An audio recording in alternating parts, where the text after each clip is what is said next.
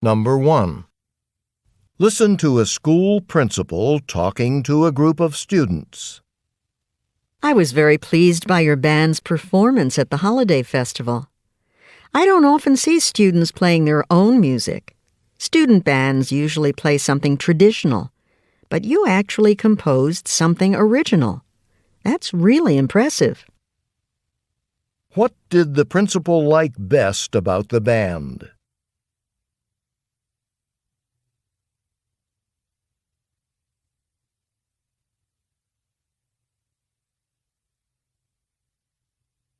Number 2. Listen to a science teacher talking to her students.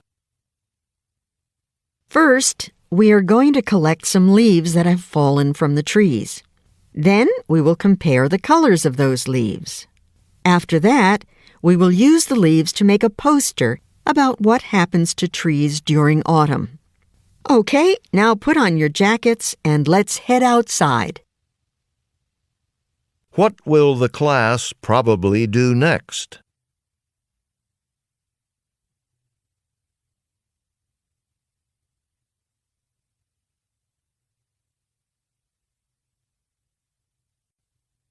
Number 3. Listen to an art teacher talking to a class. Today we're going to begin our lesson on sculptures. Because we are going to work with clay and it can get pretty messy, I'm going to stop you all about 10 minutes before class ends. Then you can start cleaning up your workstations and put away your supplies. What is the purpose of the talk?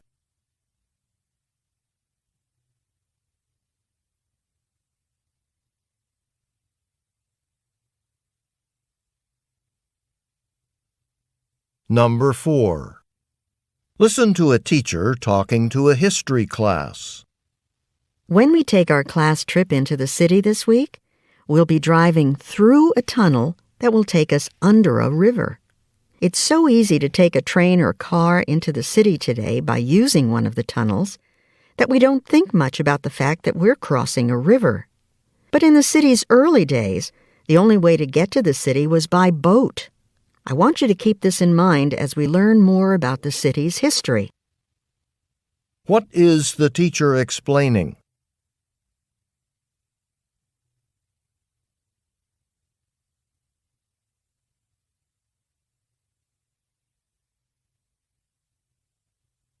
Number 5. Listen to a teacher talking to his class. As you know, tomorrow we'll be planting trees in the park.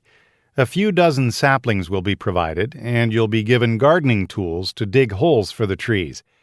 One important thing to remember, gardening involves working with dirt, so don't come to school in nice clothes. Make sure to dress in something old, something you wouldn't mind getting dirty. What does the teacher tell the students to do?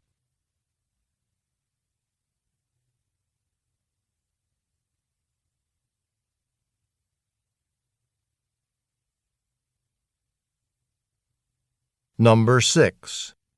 Listen to a school principal speaking over the intercom. Next Friday is the annual school dance. Tickets go on sale starting today in the school cafeteria during lunch. They will be on sale all week. Make sure you buy a ticket in advance, as we won't be selling them at the door the night of the dance. We only have 150 tickets to sell, and they usually sell out before the day of the dance. You don't want to miss this special event. What is probably true about the dance?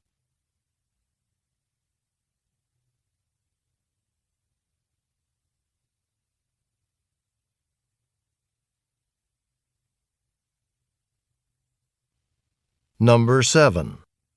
Listen to a geography teacher talking in a classroom. Now we're going to watch a documentary program about one of the countries we've been discussing in class. But I'm afraid it's a little too bright in here. Could someone please draw the curtains while I turn on the TV? Then there won't be any glare on the screen and everyone will be able to see just fine. What does the teacher ask?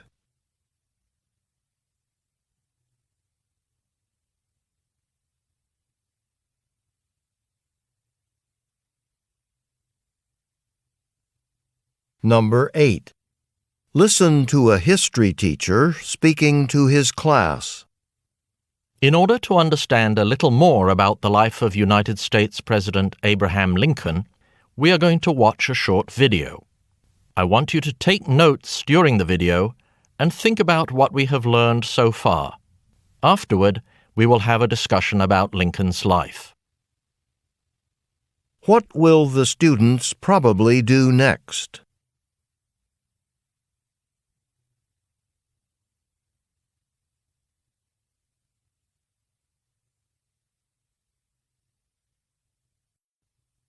Number 9.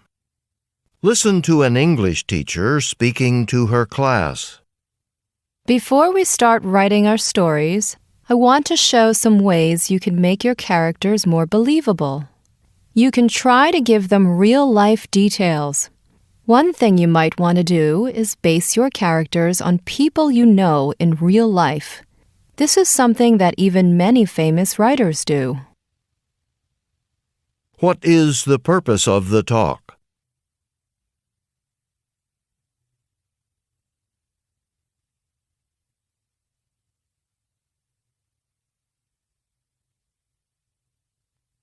Number 10. Listen to a teacher talking in a history class. Throughout history, people all around the world have invented many different writing systems. One interesting alphabet is the so-called Futhark, which was used in Norway 1,000 years ago. Futhark is an exceptional system because it is the shortest known alphabet in the world. It only had 16 letters. While some writing systems, like Chinese, can have many thousands of symbols, Futhark made do with just 16 characters. What point does the speaker make about the alphabet in ancient Norway?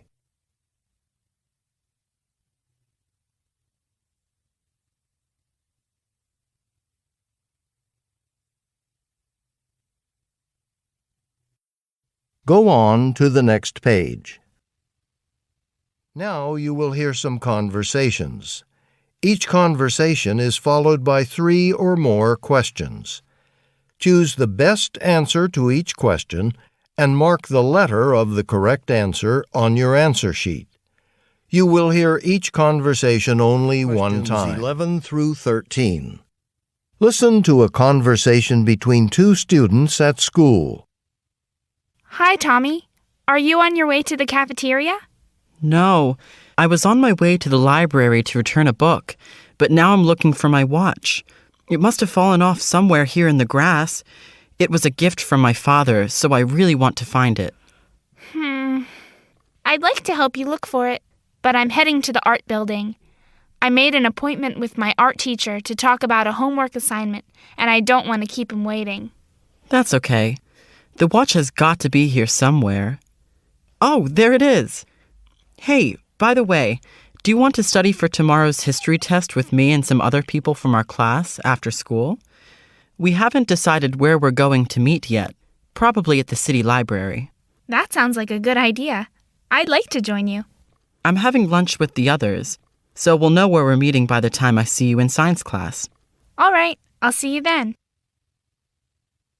Now, answer the questions. Number 11.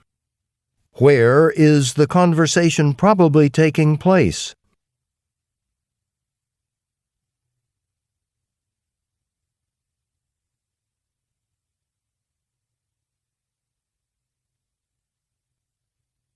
Number 12.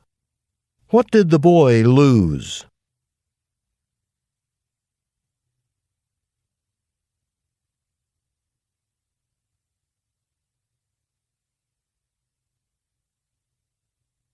Number 13.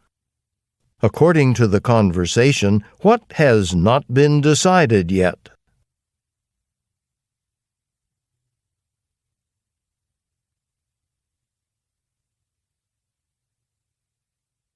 Questions 14 through 17. Listen to a conversation between 2 friends in a school cafeteria.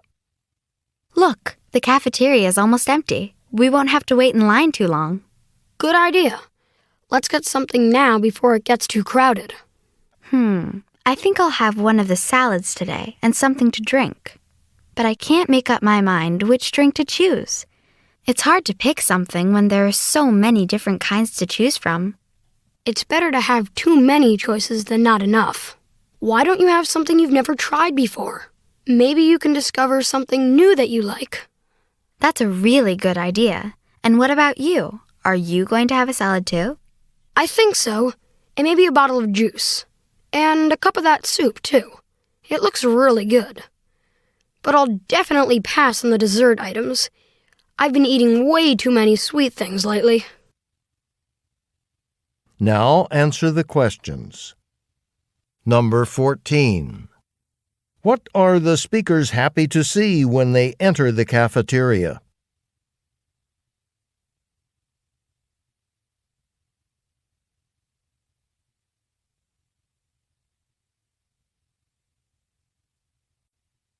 Number 15. What do the speakers say about the drinks in the cafeteria?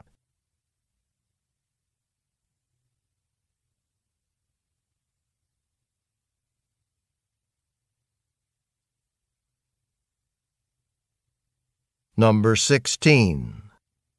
What does the boy suggest the girl do?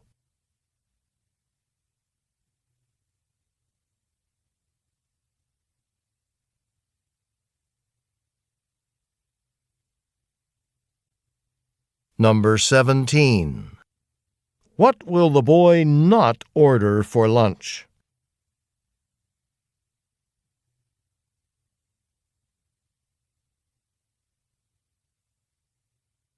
Questions 18 through 21. Listen to a conversation between two students at school.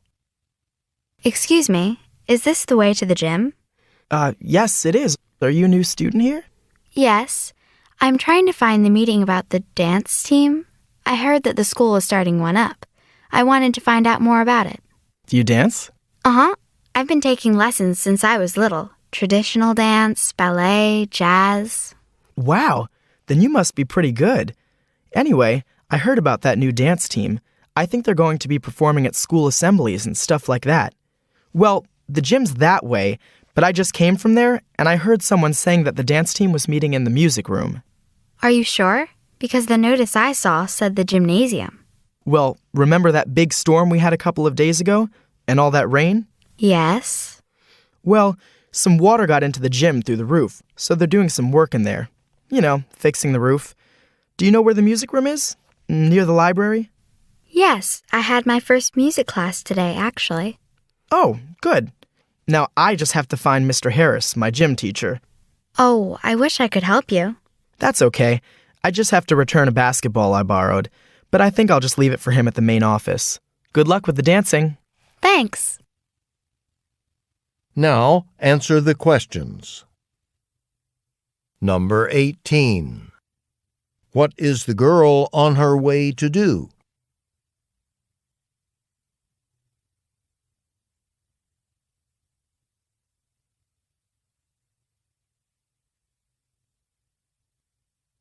Number 19. What does the girl say about her experience with dancing?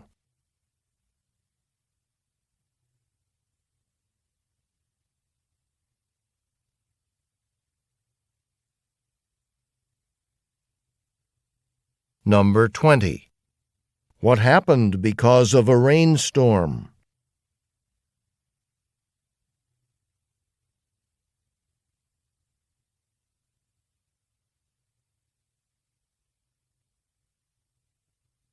Number 21. What does the boy say he needs to do?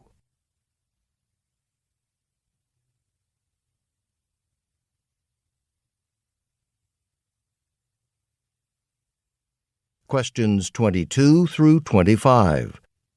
Listen to a conversation between two friends from school.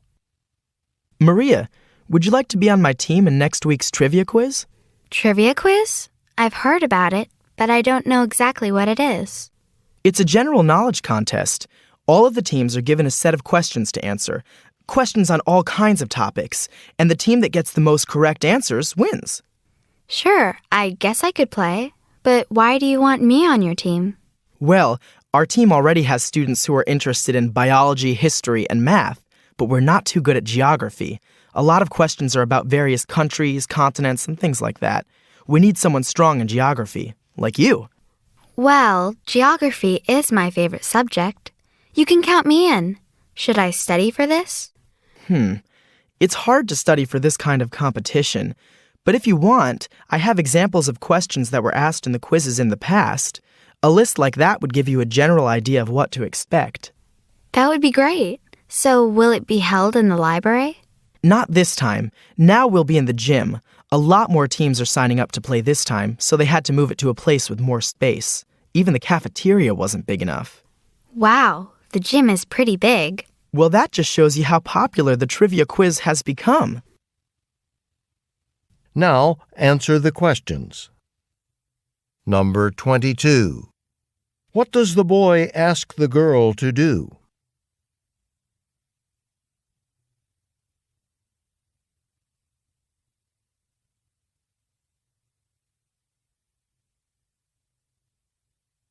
Number 23.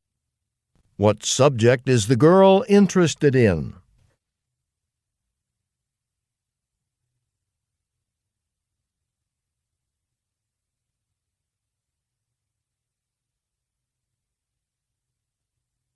Number 24.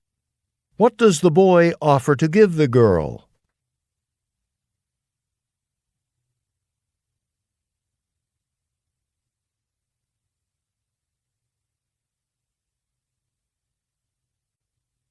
Number 25. Where will the event be held this year?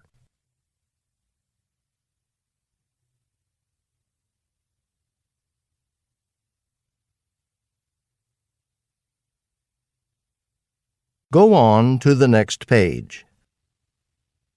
Now you will hear some talks and discussions about academic topics. Each talk or discussion is followed by 4 or more questions. Choose the best answer to each question and mark the letter of the correct answer on your answer sheet. You will hear each talk or discussion only one time. 26 through 29. Listen to a teacher talking in a history class. When people think of life in Europe hundreds of years ago, they often think of castles built of stone with huge towers. Castles were the homes of kings and queens and other powerful people. Hundreds of relatives, soldiers, and workers also lived there. The kitchen was a very important place in a castle. It was busy all day and every day. A castle's kitchen was usually located a good distance away from other castle rooms and buildings, especially the Great Hall, a large room where people gathered for meals and other activities. This was because of the danger of fires. The kitchen staff needed to use fire for cooking. But sometimes kitchen fires accidentally grew out of control and could spread to other parts of the castle. That's why the kitchen was usually far away. Each kitchen also had a garden where vegetables were grown. Back then, food could not be frozen or kept in refrigerators like today. Some vegetables could be stored underground, but not for long. So most vegetables were picked fresh from the castle garden as they were needed. But of course, a king's dinner consisted of many other ingredients like bread, meat, and fish. To prepare a full meal, many cooks were needed. The castle kitchen employed a whole team of people, some of whom made bread, and others who prepared desserts or cooked meat dishes. The chef was like a head manager, who was responsible for making sure that the team of assistants did their job right. Although chefs would also be involved in the cooking of some parts of the meal, their main task was to supervise the whole team. Now answer the questions. Number 26. What is the main topic of the talk?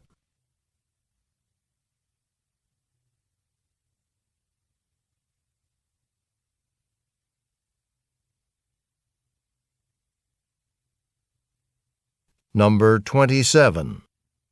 What was important about the location of a castle's kitchen?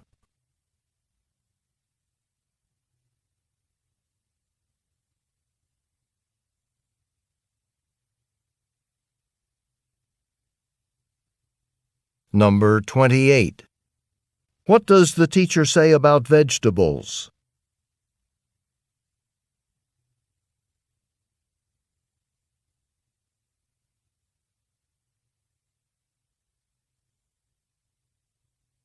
Number 29. According to the teacher, what was the chef's main responsibility?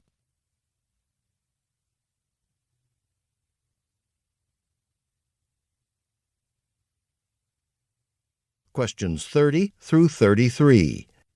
Now you will hear part of a radio program. Hello, listeners. Today I'll be speaking with Ms. Amanda Jones, the Town Director of Road Transportation. Thank you for joining us. It's my pleasure. Ms. Jones, it seems like there are always new roads to build or old ones to fix. Let's start with new roads. How do you decide where to put in a new road? Well, that's an interesting question. One way to think about it is to go back in history. You know, people didn't build the first roads. Animals did. These roads were really just tracks, just paths that animals made in the dirt as they walked to find food or water. Then people started to use them. In fact, some of the roads we drive on today were at one time paths made by wild animals.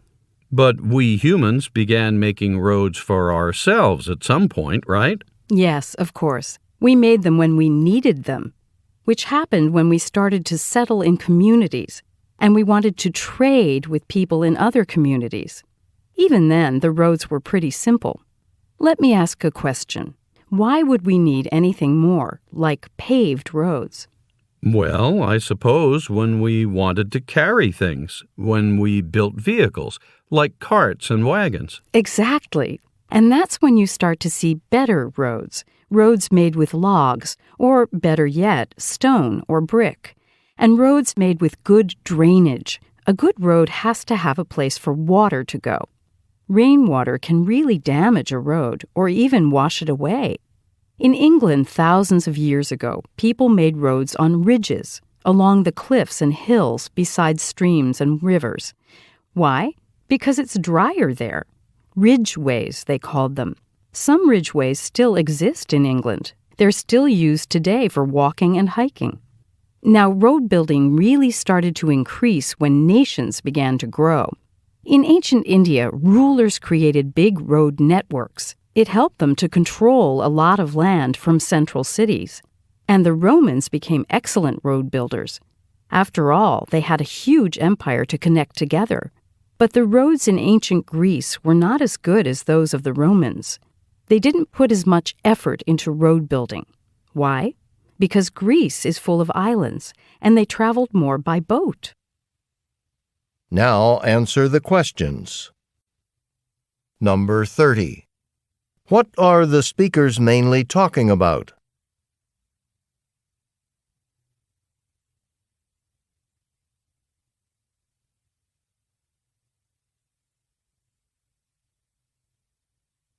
Number 31. Why does the woman talk about animals?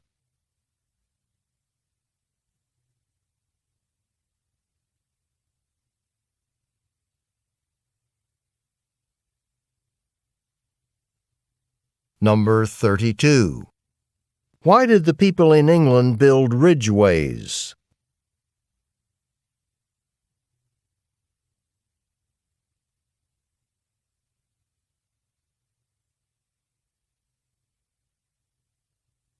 Number 33.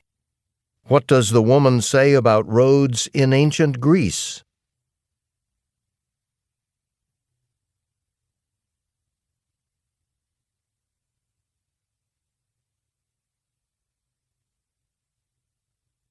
Go on to the next page. Questions 34 through 38. Now you will hear a speaker talking to a class on a trip to a marine aquarium. Hello, everyone. Thank you for visiting the aquarium today. I hope you've enjoyed seeing the thousands of fish we have here, as well as the other sea animals. During the next hour, we're going to show you some more sea creatures. They all come from a body of water called the Sargasso Sea. The Sargasso Sea is actually part of the Atlantic Ocean. What I mean is, it isn't a separate body of water. It's more like a sea within an ocean. It's located off the southern half of North America, and it is very large. It covers millions of kilometers. Now, a couple of things make it distinctive. First, and probably most important, the waters there are very calm and warm. There's also very little wind there. Surrounding the Sargasso Sea are water currents in the Atlantic that move in a circular motion counterclockwise. This water swirls around the Sargasso Sea. Because of the way these currents move, the water in the middle of the Sargasso Sea doesn't move much at all. Because of the still waters and the lack of wind, sailing ships crossing the Atlantic travel much more slowly when they get to the Sargasso Sea. Without wind, sailboats can get stuck there for long periods. Something else that's unusual about the Sargasso Sea is the seaweed floating on its surface. Large amounts of a kind of seaweed called sargassum float on top of the water there. And because of the currents, the seaweed stays in the Sargasso Sea. It's kind of held in place by the rotating currents. Now, this seaweed is what interests us most here at the aquarium because it supports all kinds of sea life, like shrimp, crabs, and fish. Sargassum creates an ecosystem for them to live in. What makes this ecosystem quite remarkable is that the creatures there are ones you'd expect to find much closer to shore, much closer to land, not out in the middle of the Atlantic Ocean. Most likely, sargassum probably did not exist in the Sargasso originally. Rather, the seaweed and some of the ecosystem it supported drifted out into the Sargasso Sea long ago and became trapped there by the currents. From there, it simply spread all over the Sargasso Sea. Now, answer the questions. Number 34. What is the speaker mainly talking about?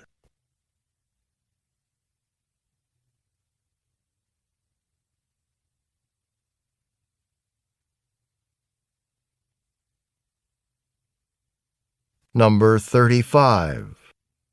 According to the speaker, what do certain currents in the Atlantic Ocean do?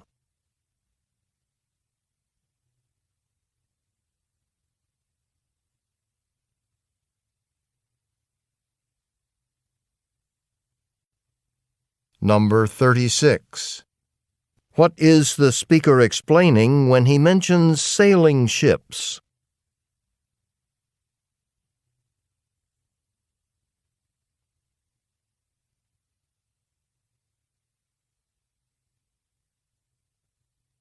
Number 37. What is sargassum?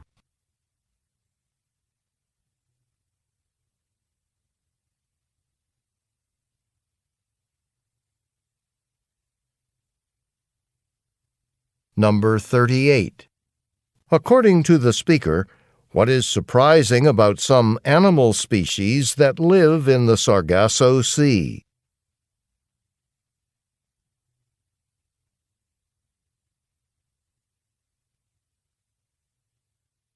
Questions 39 through 42. Listen to part of a discussion in a science class. Since you all seemed to like our discussion last week, I thought we'd continue talking about unusual animals. Have any of you ever heard of an animal called the narwhal? No, but whale sounds kind of like whale. Is a narwhal a kind of whale? In fact, it is. The narwhal is a species of whale that lives in the cold waters of the Arctic Ocean. Now, both male and female narwhals have teeth, but the male's teeth look very strange. This is because the male narwhal has one long, straight tooth. How long? It's about 7 to 10 feet long. That's longer than the height of the tallest person in the world. Since this one tooth is so long and pointy, a lot of people say it looks like the horn of a unicorn. In fact, sailors in the old days used to call the narwhal the unicorn of the sea. Some people even thought that it had magical powers. Why did they think it was magical? Because of the big tooth? Precisely. Hundreds of years ago in the Middle Ages, Europeans thought that unicorn horns could cure people who were sick. Because the narwhal's tooth looks like a unicorn's horn, some people thought it could be used to cure sick people. As a result, narwhal teeth were considered quite valuable, and they were sold by merchants for a lot of money. So why do narwhals have this long tooth? Do they use it to protect themselves? Well, we're not sure, but a lot of scientists agree that male narwhals probably use it to attract female mates, the way a male peacock uses his beautiful feathers to attract a mate. The female narwhal will choose the male with the longest tooth, the same way that the female peacock chooses the male with the most beautiful feathers. Now, answer the questions. Number 39. What is the main topic of the talk?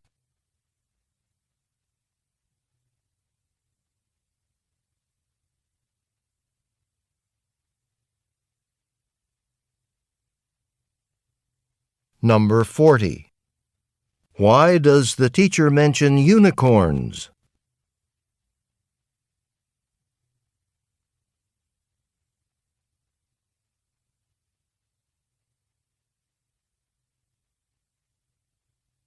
Number 41. Why did people in Europe hundreds of years ago think the narwhal was special?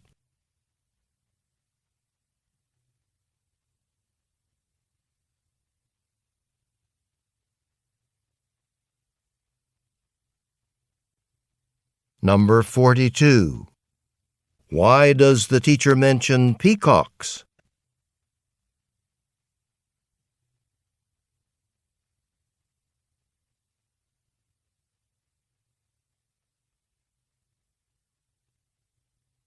Stop. This is the end of the listening section.